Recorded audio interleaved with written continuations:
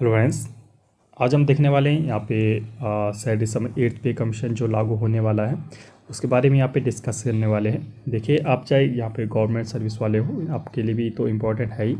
अगर आप आउटसोर्स कर्मचारी इत्यादि संविदा कर्मचारी हो तो आप फ्यूचर में अगर कभी परमानेंट होते हैं तो आपके लिए भी इम्पोर्टेंट है। तो मतलब ये आपका जो न्यूज़ है सभी के लिए इम्पोर्टेंट है। जैसे आपको पता होगा, सरकार ने यहाँ पर 8th पे कमीशन यहाँ पे लागू करने की यहाँ पे बोला है। ये कब लागू होगा? आपका 1 जनवरी 2026 से ये लागू होगा।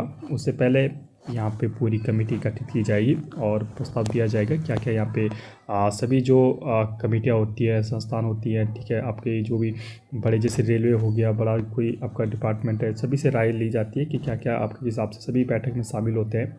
तो देखिए, अच्छे संकेत यहाँ पे देख रहे हैं। सरकार महंगाई भत्ता समायोजन के लिए नया फॉर्मूला कर सकती है लागू।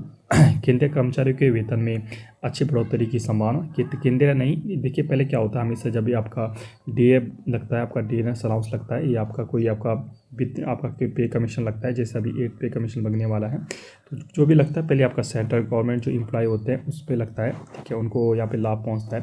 और उसके कुछ महीने आपका कुछ टाइम बाद आपका जो स्टेट गवर्नमेंट होती है उस पर यहाँ पे लगता है। ऐसा नहीं है कि नहीं लगता है, दोनों को लगता है, स्टेट गवर्नमेंट और सेंट्रल गवर्नमेंट कर्मचारियों को। लेकिन स्टेट गवर्नमेंट को आपको शायद 1-2 महीना और वेट करना पड़ेगा, लेकिन ज़रूर यहाँ पे लगता है। ठीक है, देखिए क्या होने वाला है। फिटमैप इफेक्ट आपको मैं वोटर समझा देता हूँ क्या होगा। 1.90 से 1.985 के बीच आपका रह सकता है फिटमैन फैक्टर। तो देखिए, अगर आपका बेसिक देखा आपको पता होगा, जैसे आपका सेंट्रल गवर्नमेंट हो चाहे आपका स्टेट गवर्नमेंट हो, आपका 18,000 यहाँ पे बेसिक हमेशा रहता है, ठीक है। 18,000 यहाँ पे सबसे मिनिमम वेटेज है इसका। अगर 1.9 फिटमैन फैक्टर क्या होता है, तो 1.9 के साथ आपका अगर इंटू करते हो तो आपका ये कितना बढ़ जाता है, आपका लगभग आपका 34-35 हज़ार के करीब यहाँ पे बैठता है, ठीक है। तो इसमें क्या होगा, देखिए मैं बता आपको सैलरी अगर किसी 18,000 बेसिक है तो 35,000 आपका ये बेसिक हो जाएगा, ठीक है।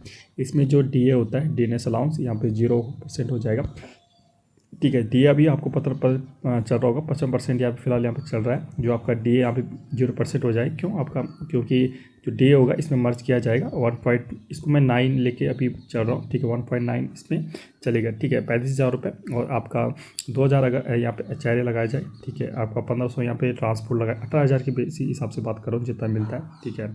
और इसके अलावा अगर 3,000 करीबन और अलाउंस यहाँ पे लगा दिया है तो मोटा मोटा आप मान के चलिए कि आपका 40,000, ठीक है, 40,000 की सैलरी आपको एक जो 1,800 ग्रेड पे वाला कर्मचारी होगा, मतलब आपका सबसे नीचे वाला जो कर्मचारी होगा, ठीक है, 18,000 जो जिसका बेसिक है 1,800 ग्रेड पे, ठीक है।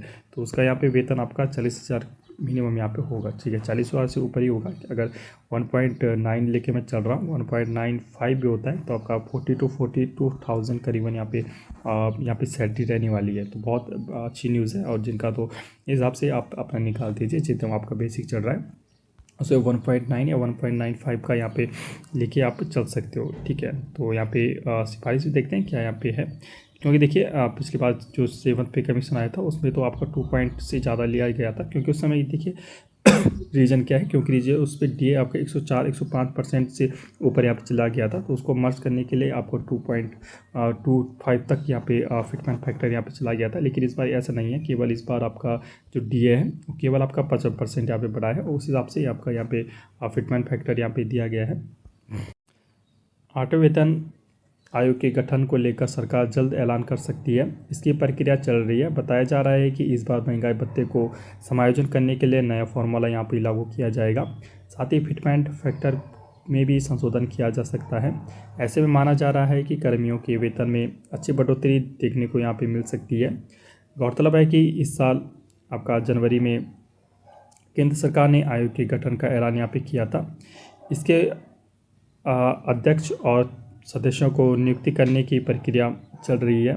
साथ ही आयोग के लिए संदर्भ शर्तें और टर्म ऑफ रेफरेंस की रूपरेखा भी तैयार की जा रही है। वेतन आयोग के गठन को लेकर भी अनुशंसा पत्र जल्द यहाँ पे जारी होगा। इस बीच फिटमेंट फैक्टर वेतनमान निर्धारण का आधार को लेकर कई अटकलें यहाँ पे लगाई जा रही है।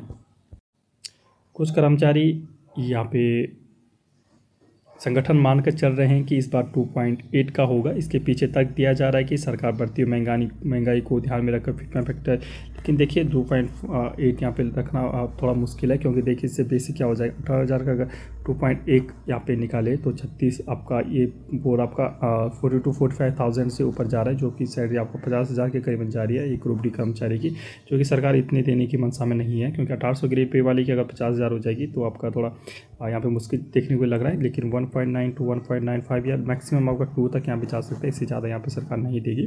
2.8 यहाँ पे बहुत ज़्यादा हो जाता है, ठीक है। तो ऐसे काम करता है फिटमेंट फैक्टर, आपको ज़रा समझा देते हैं। दरअसल फिटमेंट फैक्टर के आधार पर ही यहाँ मूल वेतन में बढ़ोतरी होती है। उदाहरण के लिए अगर किसी कर्मचारी का मूल वेतन 20,000 रुपये है तो उसे फिटमेंट फैक्टर 2.8 से गुणा किया जाता है, जैसे मैंने आपको गुणा किया था। इस आधार पर मूल वेतन बढ़कर 57,200 रुपये हो सकता है, लेकिन सूत्र बताते हैं कि फिटमेंट फैक्टर 2 से नीचे ही रहने वाला है। सरकार 1.9 से 1.9 फाइटमैन फिटमैक यहाँ लगा सकती है। इस बार फिट फैक्टर को कम रखकर महंगाई भत्ते को समायोजित करने के लिए अलग कोई फॉर्मूला यहाँ पे ला सकती है। तो यहाँ पे केंद्र सरकार ने जनवरी में 8वें वेतन आयोग के गठन का ऐलान यहाँ पे किया था, लेकिन अभी तक गठित नहीं हो पाए। ऐसी संभावना है कि वर्ष 2027 तक जाकर 8वें वेतन आयोग की सिफारिश यहाँ पे लागू होगी, क्योंकि पुराना रिकॉर्ड बताता है कि किसी भी वेतन आयोग का गठन होने के बाद अंतिम रिपोर्ट आने में 18 से 26 महीने का यहाँ पे टाइम लग जाता है। वहीं सरकार ने 7वें वेतन आयोग के गठन को 24 सितंबर 2013 को मंजूरी दी थी, जबकि रिपोर्ट करीब 2 साल बाद 19 नवंबर 2015 को आई थी। ऐसे में 8वें वेतन आयोग के गठन में देरी में साफ संकेत रिपोर्ट आने के समय लग सकता है। तो वर्ष 2006 में आए आपका 6ठे वेतन आयोग में फिटमेंट फैक्टर 1.8 रखा गया था। वर्ष 2016 में 7वें वेतन में 2.5, लेकिन वर्तमान में वास्तविक बढ़ोतरी केवल 14% फीसदी हुई थी, क्योंकि आपका 7वें वेतन आयोग फिटमेंट फैक्टर का अधिकांश हिस्सा केवल महंगाई भत्ते को समायोजित करने में चला गया था, जबकि 6ठे आयोग की सिफारिश में बेसिक में आपका 54% बढ़ोतरी हुई थी। जिसमें आपको सभी बता चुका हूँ कि अगर 7th कमीशन में इसलिए फिटमेंट फैक्टर 2.8 रहा था, क्योंकि वहाँ पे आपका डीए आपका 100% से ऊपर चला गया था, तो उसको समायोजित करने के लिए यहाँ पे करना पड़ा उन्हें। लेकिन इस बार ऐसा कुछ नहीं है, 55% ही आपका डीए बढ़ा है। तो आपकी संभावना है, देखिए कुछ भी हो आपका सैलरी तो बढ़ेगी, ठीक है। तो देखिए बहुत जल्दी यहाँ पे आयोग आओगा, ठीक है। ऐसे इंटरेस्टिंग वीडियो के लिए प्लीज़ सब्सक्राइब कीजिए, शेयर कीजिए। Okay, stay tuned, thank you.